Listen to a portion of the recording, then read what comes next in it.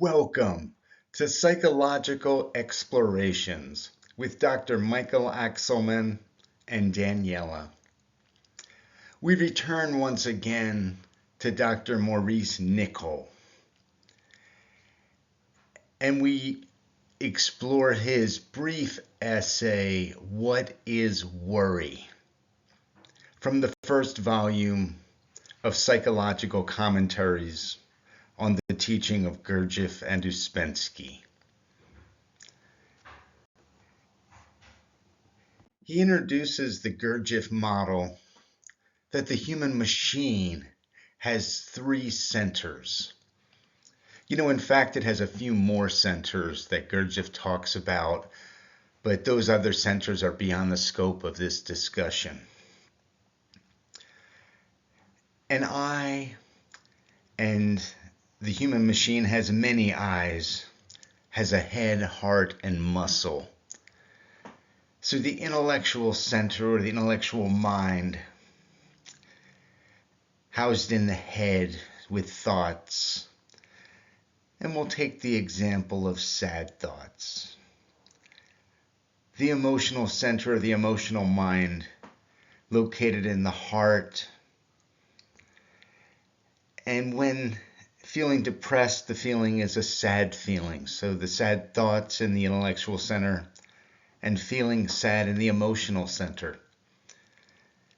Movement center or movement mind, located in the muscles of the body and in the movements of the body.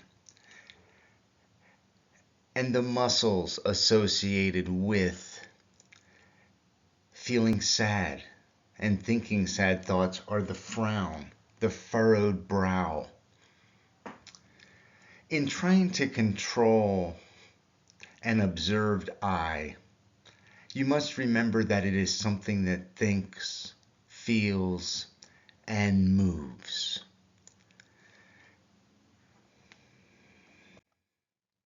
So what is worry?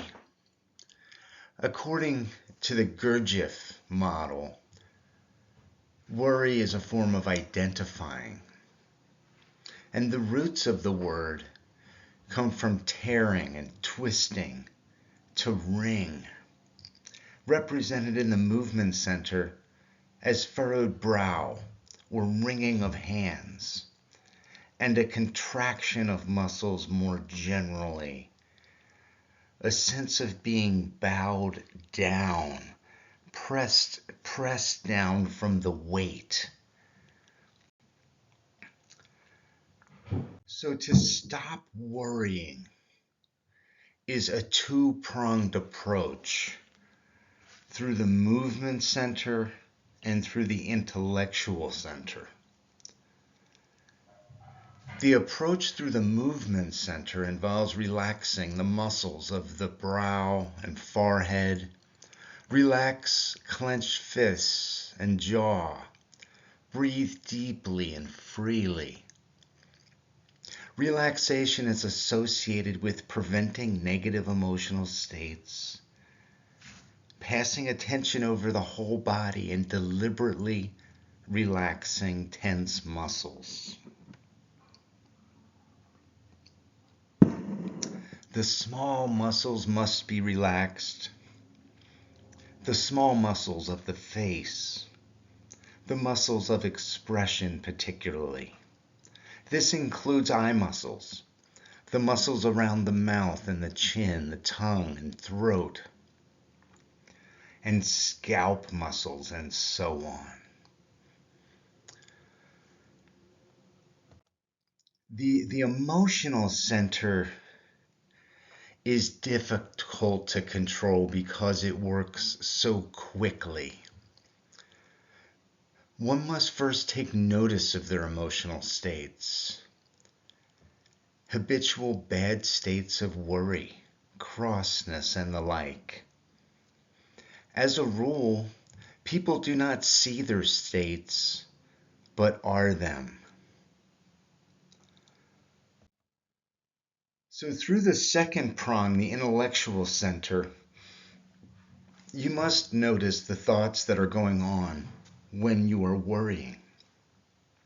We have a certain amount of will over the intellectual center, that we can control thought to a small extent by stopping or not going with, not believing in, not consenting to the thought part of worrying. Worrying is the wrong use of centers. It is always useless. It is a form of inner considering, identifying. Since it is a form of identifying, it means that it brings about a continual loss of force. People who worry a great deal exhaust themselves. It is sort of lying, a form of self-justifying. People even think it as right to worry about everything. They feel justified by the habit. It is as if all the different I's in oneself got up and rushed about, wringing their hands and saying anything the negative imagination, which dominates the scene, says to them.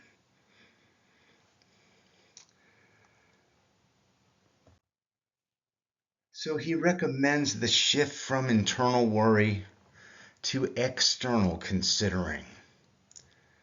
External considering is always conscious. It is consciously putting yourself in another person's position. And since it requires directed attention, it takes you out of worrying.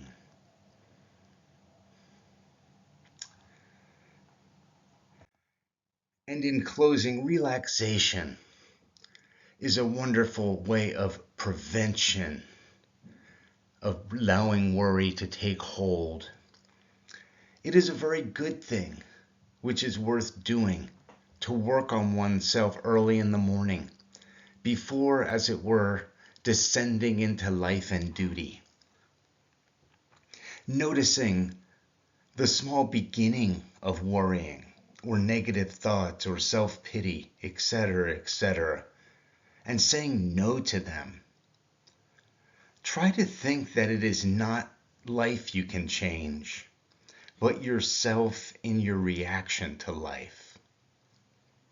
It is self-freeing through a peculiar inner effort, which is called work on oneself. Thank you for joining us today in Psychological Explorations. Come back and join us for future podcasts.